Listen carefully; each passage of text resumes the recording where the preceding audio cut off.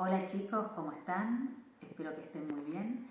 Hoy vamos a hablar de la clasificación vocal. Vamos a ver que la finalidad que tiene la clasificación vocal es orientar al cantante en la búsqueda del repertorio teniendo en cuenta sus posibilidades anatomofisiológicas. Es muy importante porque esto va a permitir un uso de la voz más eficiente y más saludable. De esta forma el cantante va a poder lograr performances superiores, mejores.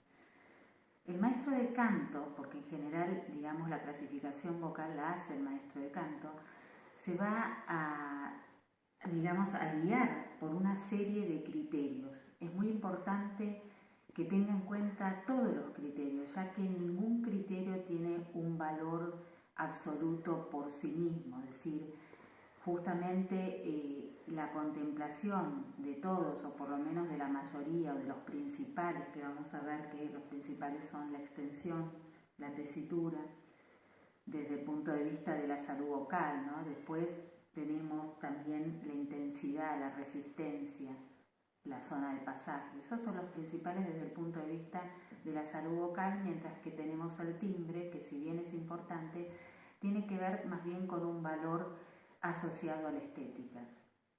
A la hora de establecer una clasificación vocal siempre tenemos que tener en cuenta más de un criterio para hacerlo. Vamos a ver que es un asunto bastante delicado la clasificación vocal, por eso no es algo para hacer a la ligera, en forma apresurada. Muchas veces nos encontramos gente que, ¿no? Por ahí profesionales incluso de la voz, que muchas veces lo hacen como quien dice a ojo de buen cubero, ¿no? Fácilmente escuchan a alguien, por tu voz hablada debe ser soprano, por tu voz hablada debe ser tenor, arriesgando, ¿sí? No es una cosa, digamos, de poca importancia. En general, esto que a veces a algunos los sorprende porque se dejan engañar pensando que aquel que arriesga o que tira una clasificación vocal a la ligera lo hace porque es muy consciente, digamos, o muy profesional en lo suyo, generalmente denota más bien a un aficionado. ¿Por qué? Una cosa es hacer una clasificación vocal de un cantante que ya está hecho, digamos, ¿no? Un cantante consumado. Uno apenas escucha a Plácido Domingo y sabe que es un tenor spinto. O, por ejemplo, a Pavarotti sabemos que se trata de un tenor lírico. No obstante, otra cosa es con el alumno que se inicia. La persona que se inicia no tiene ni siquiera la extensión completa como para poder establecer una clasificación vocal. Se sabe que la voz con el estudio va a ir incrementando, ¿sí? Va incrementando su extensión, su tesitura, va mejorando, va amplificando, es decir, va logrando también mayor proyección, con lo cual establecer en forma apresurada una clasificación vocal, tratar de encuadrarla en una categoría desde el principio, no tiene nada de bueno, sino más bien de riesgoso, ¿no? Obligarlo a cantar donde a lo mejor no se desempeña con gran comodidad. Lo cierto es que la clasificación vocal es algo sobre todo para el cantante clásico y para el cantante de coro, no así para el cantante popular. El cantante popular puede elegir cambiar de tonalidad, cantar un tono, medio tono, más arriba, más abajo, sin tener problemas. Incluso puede, digamos, transportar la partitura a donde sienta que le resulta más cómodo, adaptarla a su tesitura. En el caso del cantante clásico, lo mismo sucede en el coro, no, debe apegarse, es decir, el cantante clásico no puede variar la tonalidad, ¿no? Entonces, al no poder variar la tonalidad de una obra, tiene que adaptarse, si puede o no cumplir con esa extensión o no puede. En caso que no pueda, evidentemente no podrá hacer ese rol, pero no puede modificarlo siquiera medio tono. Y por eso es tan importante y algo que hay que tener en cuenta antes de apurarse o arriesgar, ¿no? Una clasificación vocal que sea errada.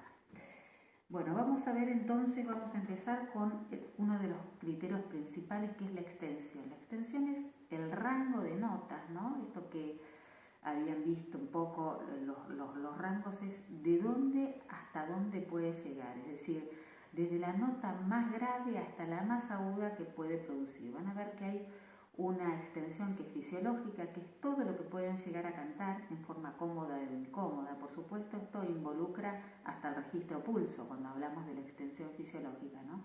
Hasta la nota más aguda que podamos hacer, ¿no es cierto? Ahora, hay una extensión que es la extensión artística, ¿sí? Que tiene que ver con una extensión que yo puedo llegar a usar dentro de lo que sería el canto clásico. Es decir, en el canto clásico no podemos utilizar el frito vocal, es decir, es un registro que no se utiliza, es decir, son notas que no salen bien, digamos, entonces no son utilizadas dentro de lo que sería la extensión artística, musical, digamos, sino dentro de lo que sería la extensión fisiológica. Ahora vamos a ver qué es la tesitura. La tesitura es un rango, digamos, ¿sí?, más pequeño que la extensión. Generalmente se habla de hasta 12 notas, sobre todo al principio, ¿sí? Generalmente con el tiempo, con el estudio, la tesitura se va incrementando. No solo la extensión, digamos, también se va incrementando, pero la tesitura también. Y en los casos, cuando uno ya está muy entrenado, la tesitura y la extensión son bastante parecidas, es decir, no hay tanta diferencia entre lo que sería la extensión y la tesitura. Es decir, mientras que en la persona no entrenada hay mucha diferencia. A lo mejor la tesitura son 12 semitonos, ¿no?, una octava, etcétera. Digamos, podemos ver una octava y media. Eso dependerá de cada uno. A lo mejor tenemos en un paciente, encontramos que su tesitura son solo 4 notas, ¿no? Esto suele pasar y uno dice, está muy acotado. Por eso esto va con el entrenamiento. Ahora, es muy importante no dejarse engañar con respecto a lo que es la extensión, ¿no? Muchas veces los cantantes ven que pueden cantar una canción, ¿no?, y dicen una canción, una nota, ¿no?, y pueden decir, bueno, pero yo resulta que puedo hacer desde el La 2, es decir, por debajo del La central, hasta el Do 5, es decir, puedo cantar repertorio de soprano. Bueno, a lo mejor una mezzosoprano tiene el mismo rango. La diferencia es que por más que puedan tener la misma extensión, la tesitura es diferente. Si ustedes miran acá, esto ustedes lo tienen en el PowerPoint, van a ver que hay una diferencia, ¿sí?, más o menos normalmente, entre lo que sería una tercera mayor o una tercera menor, es decir, un tono o un tono y medio más abajo. Si ustedes se fijan en esta partitura, ven que acá empieza la misma partitura en Do y acá empieza en La. Esta diferencia, que suele ser más o menos, como les estoy diciendo, entre un tono y medio o 2 tonos, hace que no sea lo mismo sostener, ¿sí?, una tesitura. Uno puede sostener una tesitura cuando se encuentra cómodo. Ahora, si a uno le piden que la haga un tono y medio o 2 tonos más arriba, puede sentir fatiga, es decir, la voz además no va a lucir tanto cuando está en la tesitura que le corresponde que cuando está en una tesitura que no le corresponde. Entonces es importante tener en cuenta esta diferencia, ¿no?, que uno puede desempeñarse bien. Quizá a mi criterio es el factor principal, el criterio principal, es decir, estar cómodo. Cuando nosotros pensamos en términos de un paciente y ayudar a un paciente, lo más importante es la comodidad que la estética, ¿sí? Además, cuando uno está cómodo, hace a una estética mejor, digamos, ¿no es cierto? Fíjense ahora, ¿qué es el timbre? El timbre es la cualidad, digamos, que me permite discriminar entre una voz y la de otra. Es decir, yo pienso la voz de María y la voz de Juana, ¿no? Cierro los ojos, las escucho y digo Juana, María, ¿no es cierto? Puedo identificarlas a pesar de no verlas. Puedo identificarlas a pesar de que estén cantando una misma canción, ¿sí?, a una misma altura tonal y a una misma intensidad. ¿Qué quiere decir esto?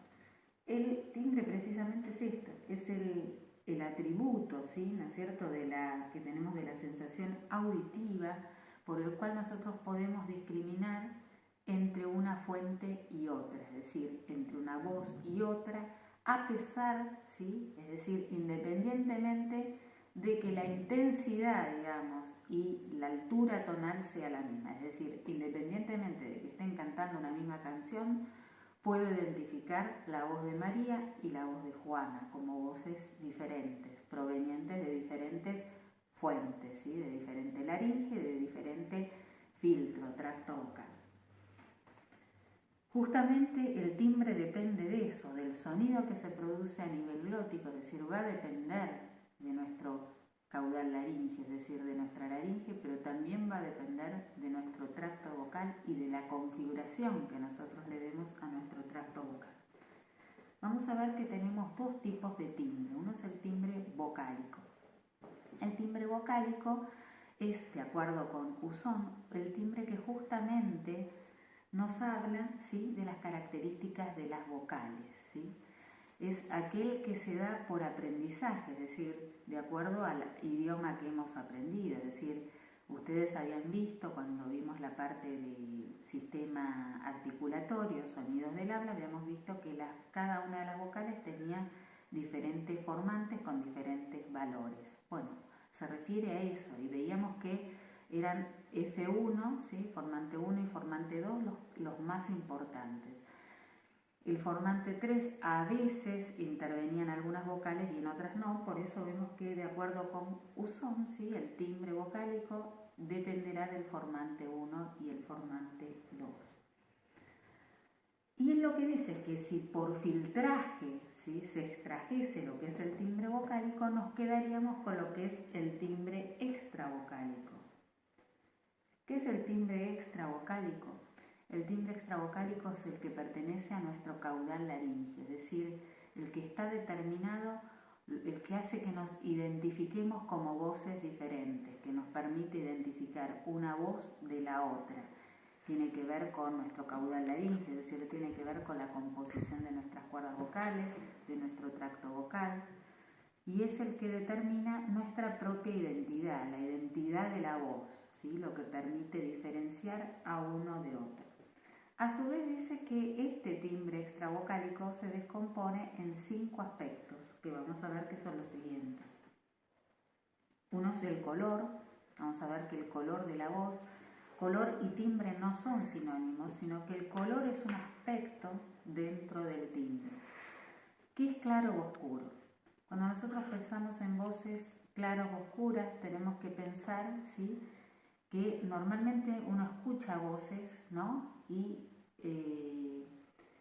piensa, por ejemplo, esto lo podemos ver cuando pensamos en las voces de los blancos y de los negros, ¿no es cierto? Nosotros pensamos así, nos tapamos los ojos y podemos identificar, ¿sí? Imagínense esto, hagan la prueba, si pueden identificar la voz, ¿no?, escuchando de un blanco o de un negro.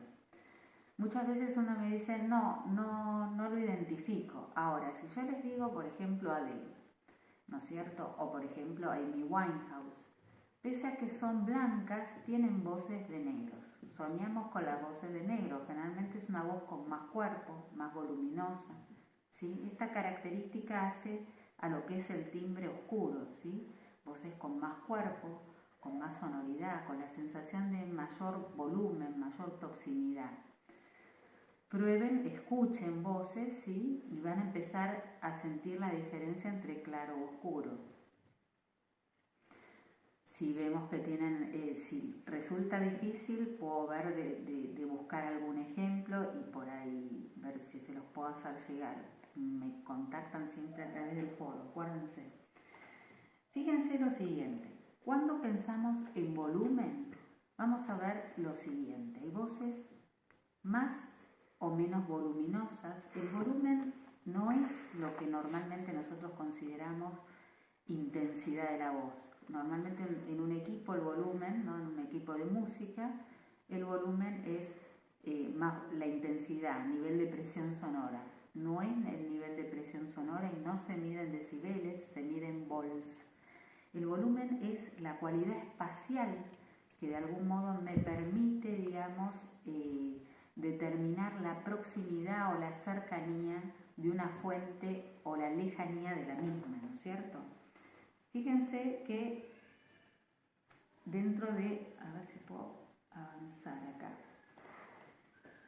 el volumen es lo siguiente, ¿sí? Nosotros vemos acá que el volumen es directamente proporcional a la intensidad. ¿Qué quiere decir esto? Una voz más fuerte es una voz más voluminosa, ¿sí? Por el contrario, dice que es inversamente proporcional a la frecuencia, es decir, a mayor volumen, mayor intensidad, voz más fuerte. Pero a mayor volumen, menor frecuencia, es decir, la voz es más grave. Las voces más graves, ¿sí?, normalmente dan la sensación de mayor proximidad. Por eso normalmente cuando uno ve obras como, es decir, uno piensa en, por ejemplo, si están pensando en un personaje como puede ser Dios o el diablo o personajes sobrenaturales, normalmente les ponen voz grave precisamente para dar la sensación de mayor proximidad, de una voz que envuelve más y que se siente más próxima en el sentido de genera como más reverencia de algún modo, mientras que la voz angelical, ¿no es cierto?, uno la imagina más etérea, más lejana. Generalmente un ángel uno lo imagina con una voz aguda, con un timbre claro, ¿sí?, mientras que las voces con mayor presencia tienen timbre oscuro, es decir, color oscuro. Vamos nuevamente atrás, vamos para atrás, ahí estábamos, en el volumen. Entonces el volumen va a dar la sensación de mayor o menor presencia. Tiene que ver, por un lado, como dijimos, cuanto más grave es la voz y más fuerte, más voluminosa. Cuanto más aguda y más suave, menos voluminosa. A su vez, una voz oscura es más voluminosa que una voz clara. Entonces, veamos ahora qué pasa con el mordiente. El mordiente es algo que nos habla de la calidad de la voz. Cuando nosotros evaluamos en un paciente el mordiente, fíjense que el timbre tiene esta característica.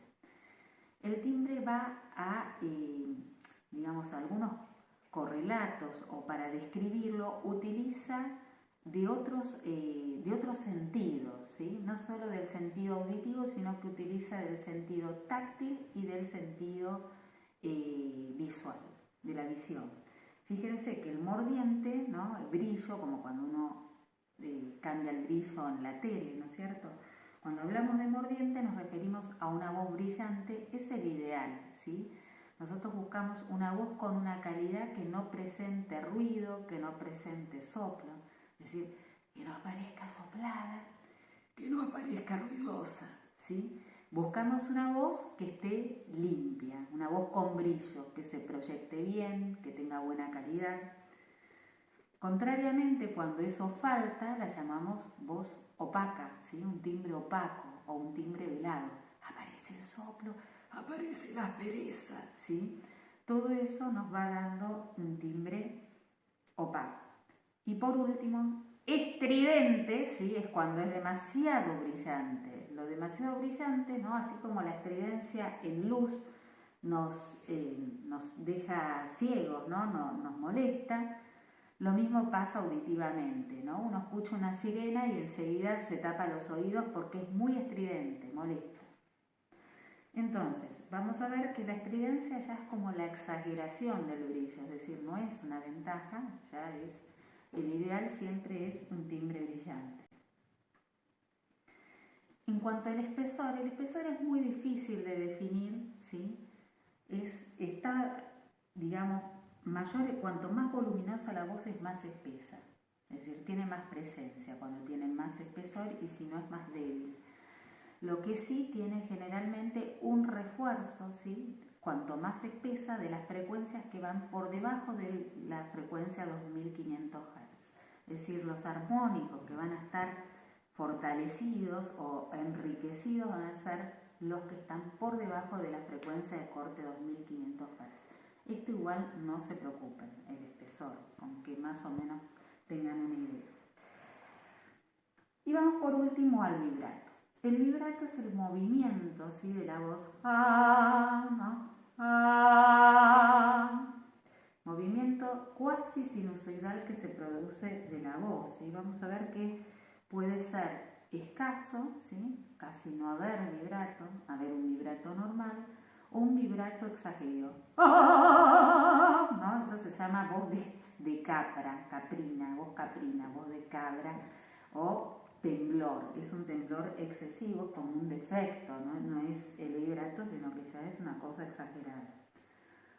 El vibrato es esto, un movimiento cuasi sinusoidal, ¿sí? De la frecuencia de fonación que está variando, ¿sí? Se producen cambios que pueden ser de entre medio tono y un tono. Sin embargo, la frecuencia, la altura tonal se percibe igual, es decir, como si no hubiese variación. No obstante, la frecuencia va a variar, pero eso es lo bueno, que se mantiene. El vibrato, digamos, señala aparece como fruto de un buen entrenamiento vocal.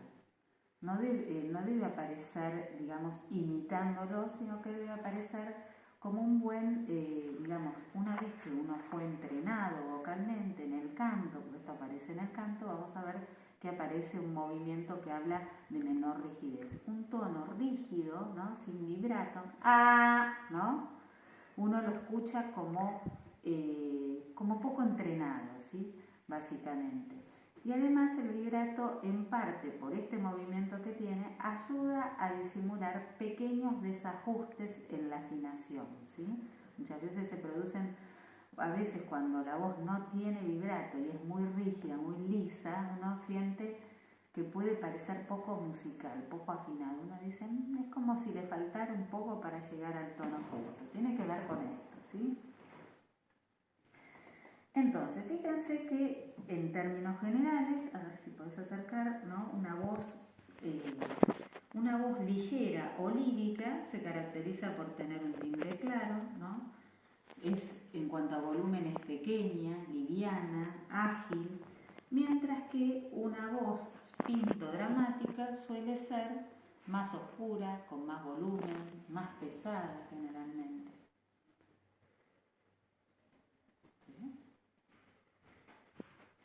Vamos a ver qué pasa en cuanto a la intensidad, otro de los parámetros principales, ¿no es cierto? Cuando pensamos en la intensidad. Esto es muy importante. Muchas veces los cantantes, ¿sí?, se dejan engañar, es decir, ¿qué es lo que pasa?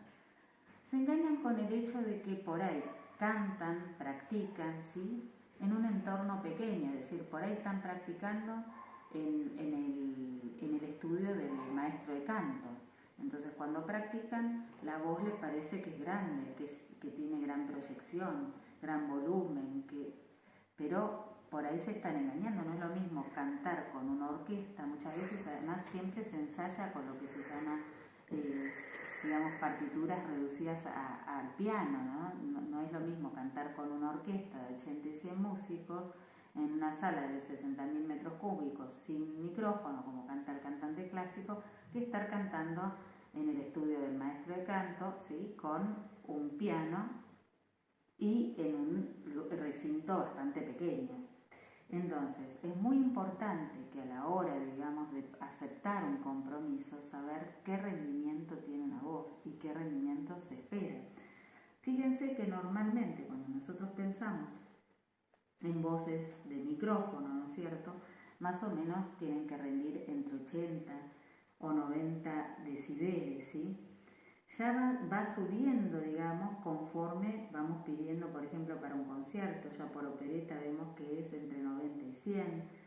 En la ópera cómica tenemos entre 100 y 110 decibeles. Y fíjense que cuando llegamos a la gran ópera, ¿sí?, es decir, a la ópera que se canta en un teatro de primera categoría, ¿no?, porque esto está siempre muy supeditado a los teatros. Van a ver que tienen primera categoría, segunda categoría. No tiene que ver con si es un buen teatro o malo, sino que tiene que ver con las dimensiones que tiene ese teatro.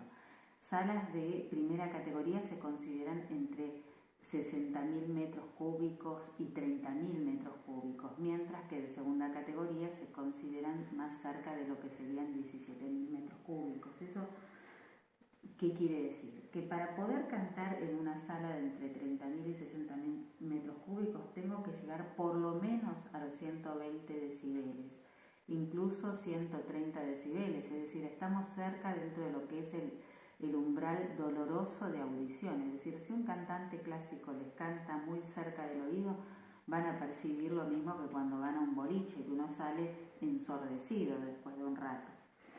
Entonces, fíjense que el rendimiento va a determinar qué tipo de obras puedo hacer. Es más, si yo voy a hacer roles protagónicos en una sala de primera categoría, necesito esta intensidad, mientras que si voy a hacer roles secundarios, a lo mejor puedo tener una intensidad entre 110 y 120 decibeles, pero si voy a hacer protagónicos, seguro voy a necesitar de 120 a 130.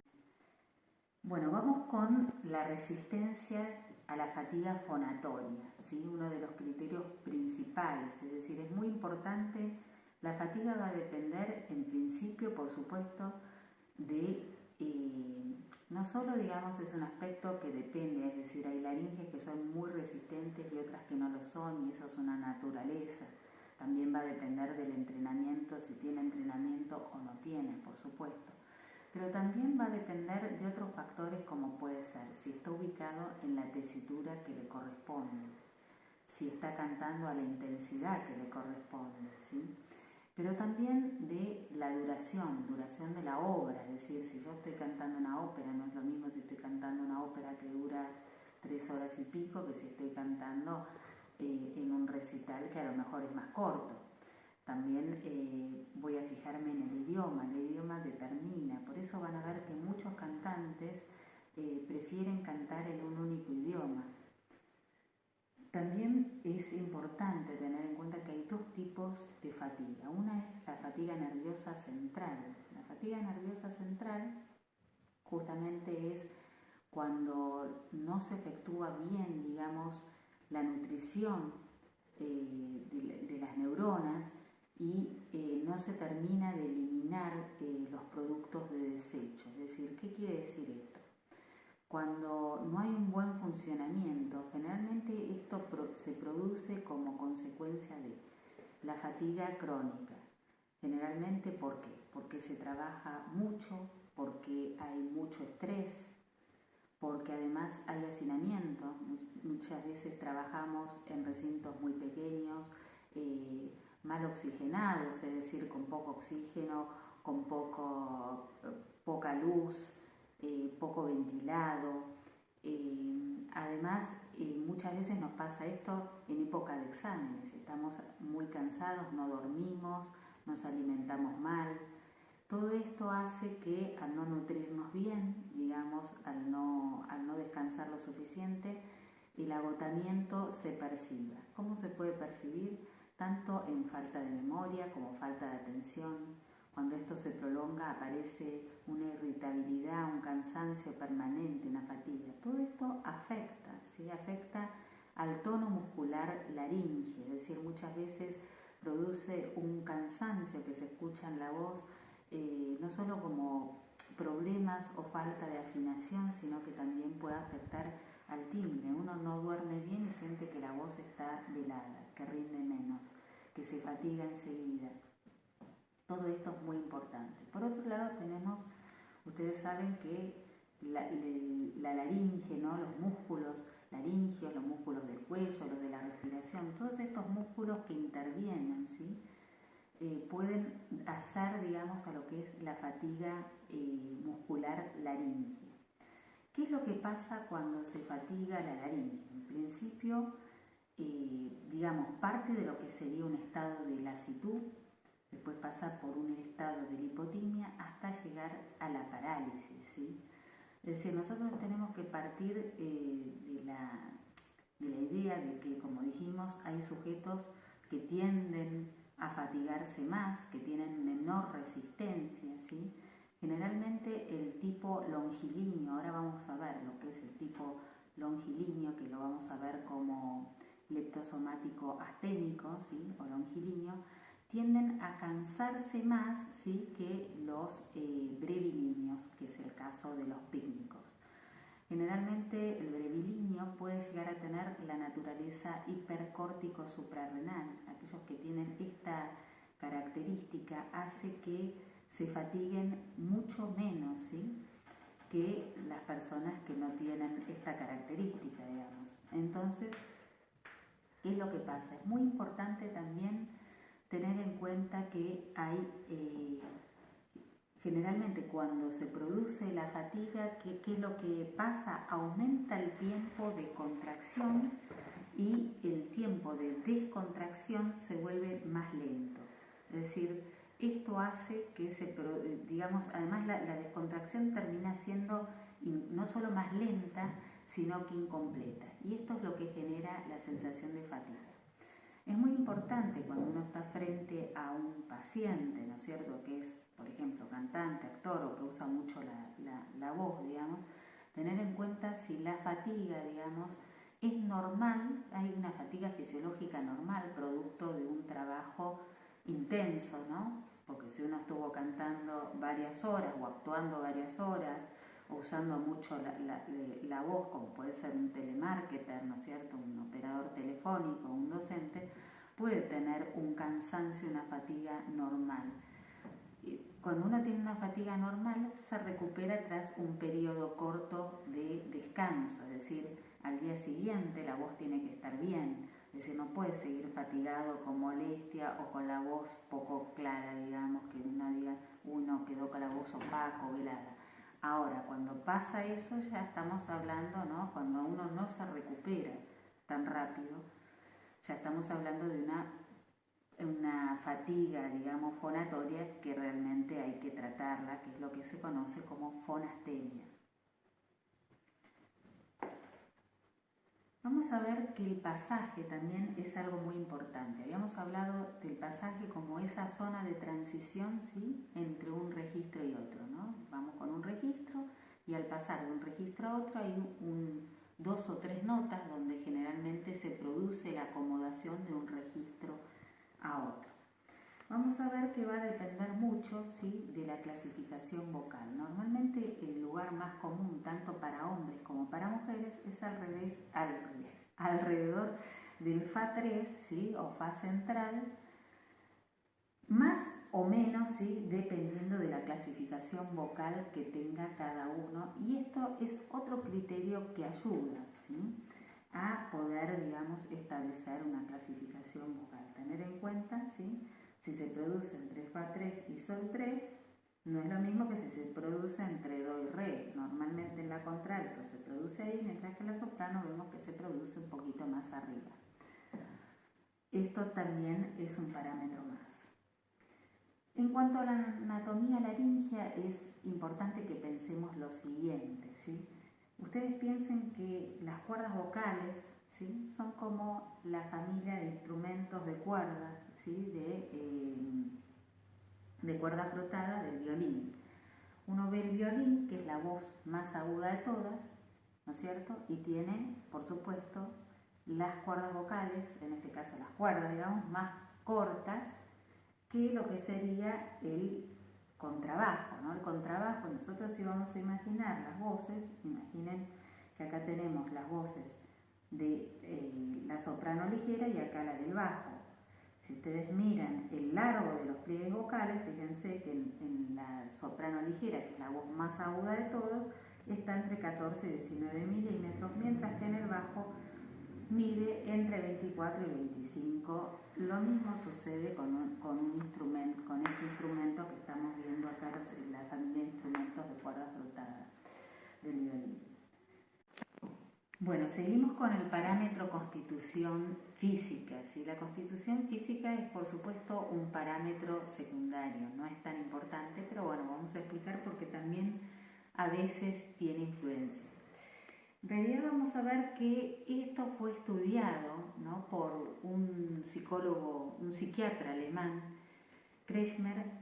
Él había visto que en determinados tipos, digamos, de constituciones físicas se daban determinados tipos de personalidad.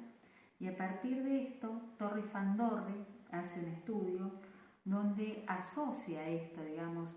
Ya hoy en día lo que dijo Kretschmer ha sido dado por tierra, en realidad.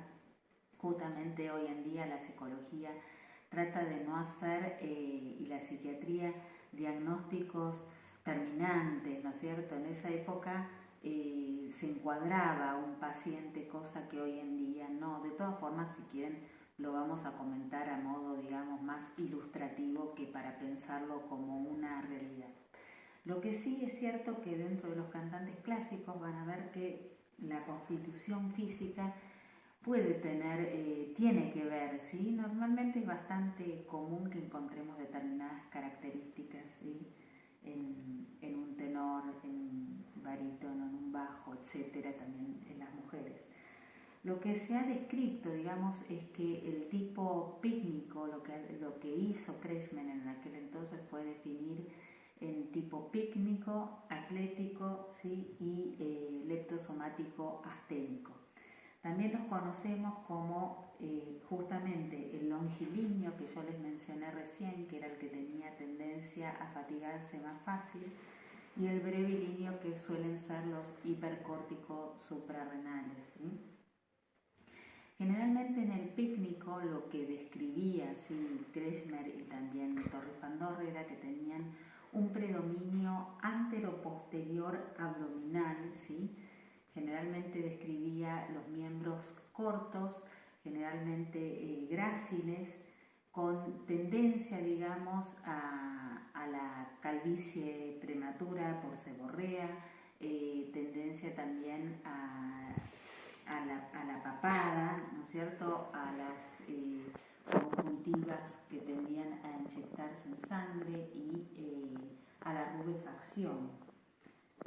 Por otro lado, describe, digamos, al tipo atlético como generalmente como el más proporcionado, digamos, en cuanto a lo que sería, digamos, no es ni de tan alta talla ni de tan corta talla. Generalmente lo describe como ricamente musculado y con una osamenta muy importante y con una configuración del tronco de tipo trapezoide. Con nada de concentración de grasa a nivel abdominal y con una cadera estrecha. Por último, describe al leptosomático asténico como con un predominio, ¿sí?, vertical, y aparece, digamos, con miembros muy largos.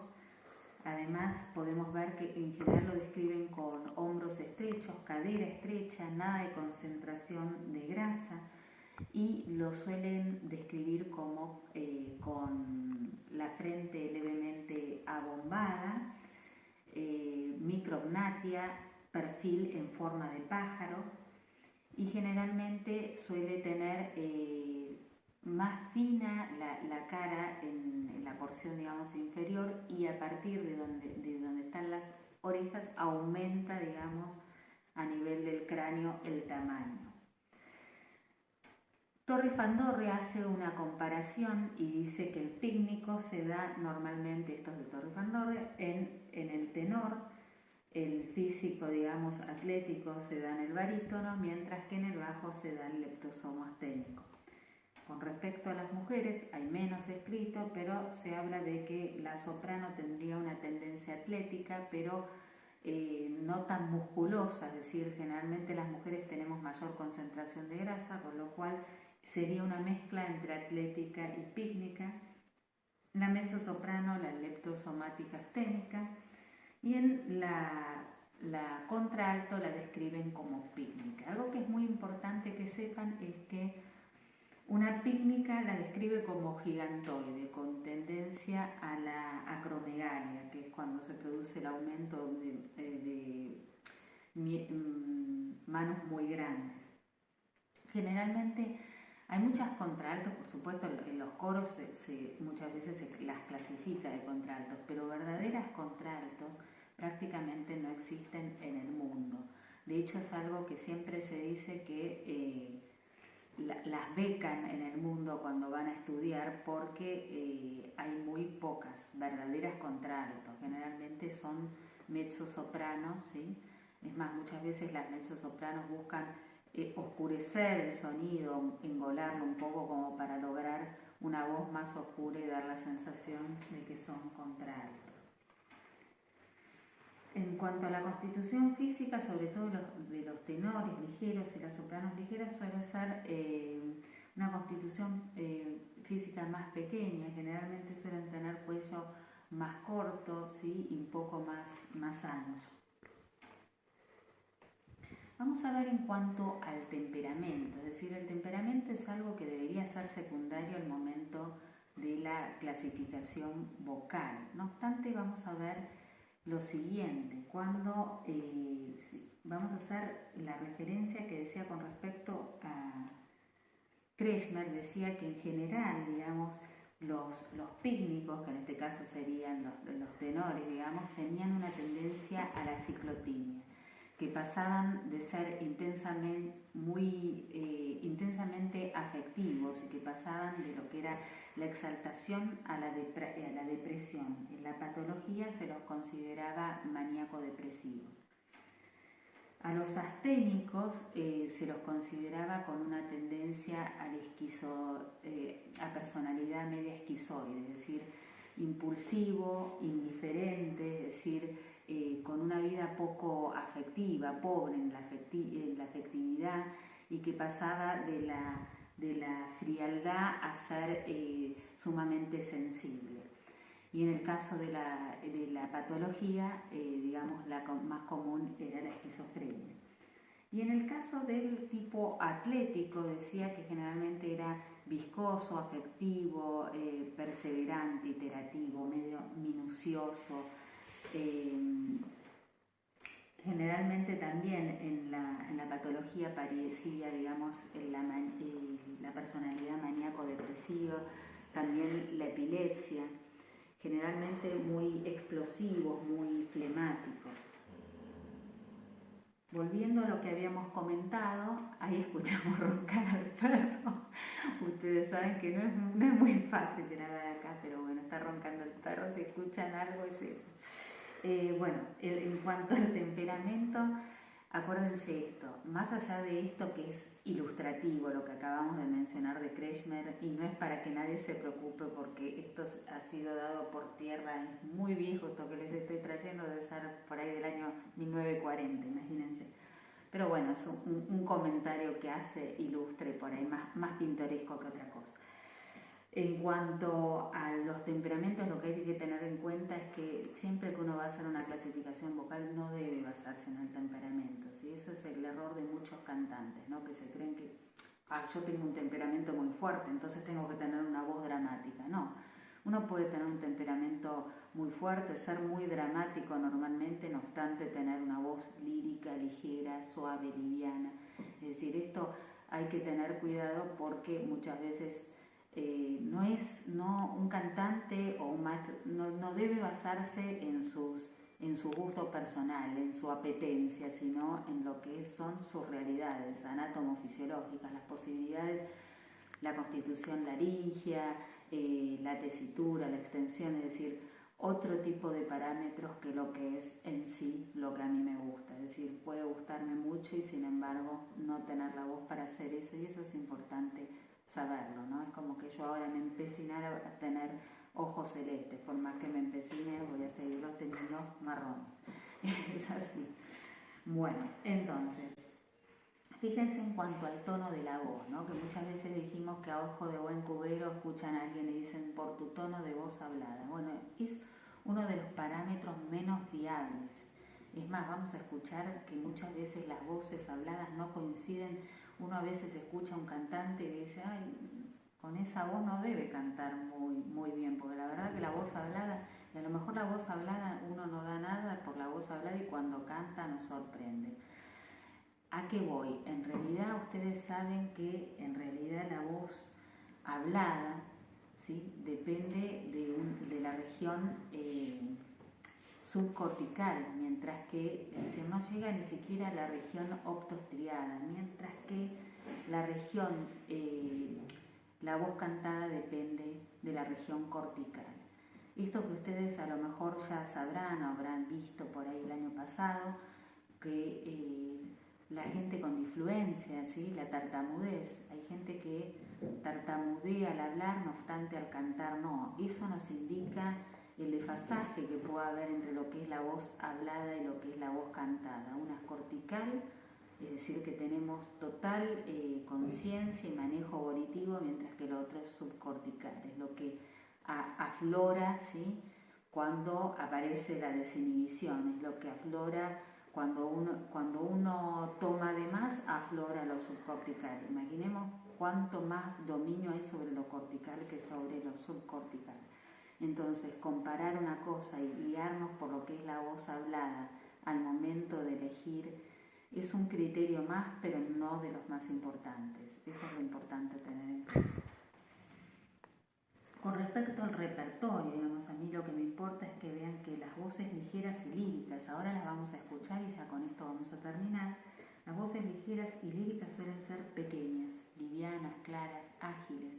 Fíjense que tienen facilidad para la ornamentación, para la coloratura. La coloratura se refiere a la ornamentación, a los adornos, trinos que puede hacer un cantante. Generalmente son aptas para repertorio como puede ser todo lo que es bel canto, que es Rossini, Donizetti, Bellini en la ópera, ¿no? O por ejemplo clásicos como Mozart. Mientras que las voces spinto dramáticas son pesadas, ¿sí? De color oscuro, ¿sí? Voluminosas, con cuerpo, con fuerza, pero no tienen agilidad generalmente. Y son más aptas para el repertorio, digamos, romántico, que sería Wagner, Verdi, o también para repertorio, digamos, que puede ser verista, como Puccini, Leoncavallo, Mascagni, Cilea, etc.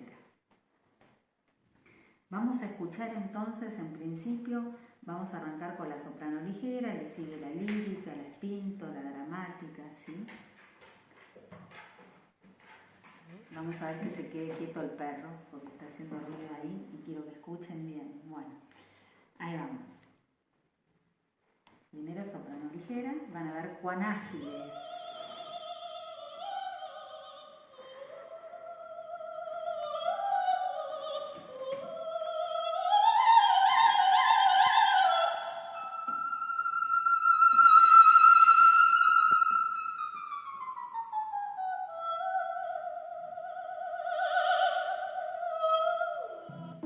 Soprano lírica, fíjense qué livianas son, ¿no? Las voces suaves.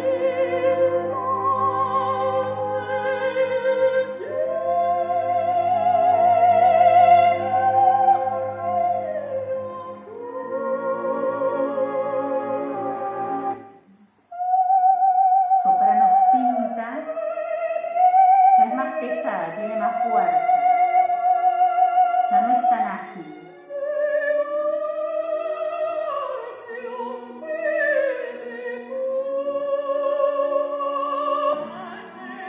Soprano dramática, mucho más fuerte la orquesta, fíjense que y más pesada.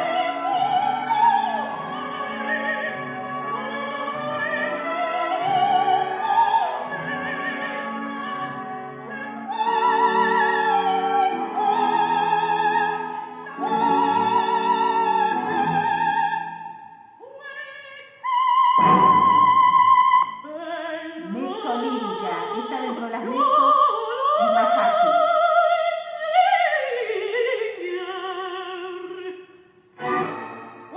Mezzo dramática.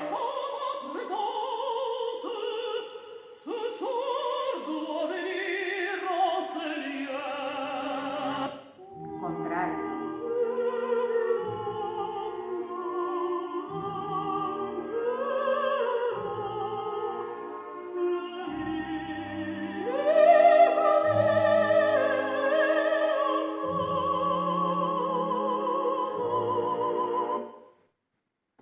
Y ahora vamos a los hombres, varones. Fíjense, contratenor, ¿sí? Van a ver que en realidad la voz es más liviana, más ornamentada. Acuérdense, las líricas y ligeras son voces con mayor ornamentación, agilidad, facilidad, ¿sí? Suavidad, mientras que las otras tienen más fuerza, ¿sí? Son voces más resistentes, con más volumen, con más cuerpo. Ahí vamos. Con esto terminamos.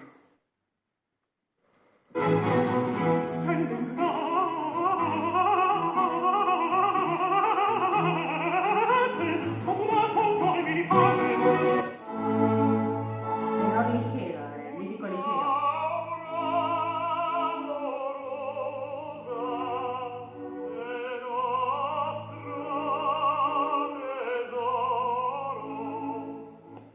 tenor lírico.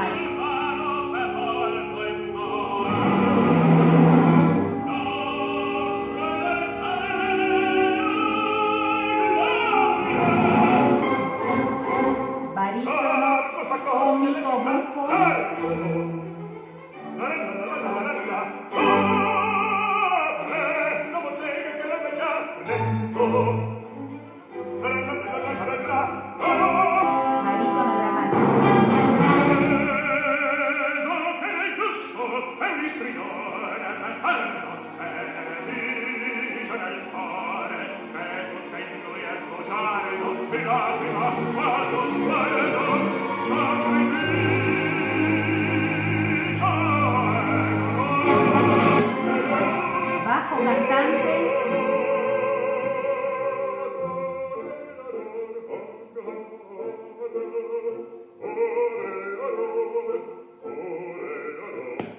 Bajo profundo.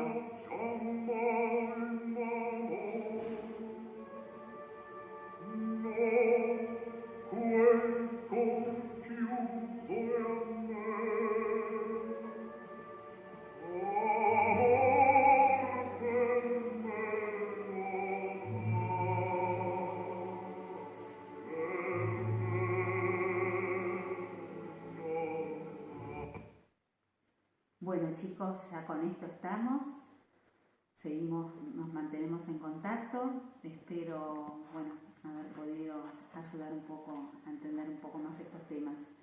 Cualquier cosa, cualquier duda, me preguntan por el foro.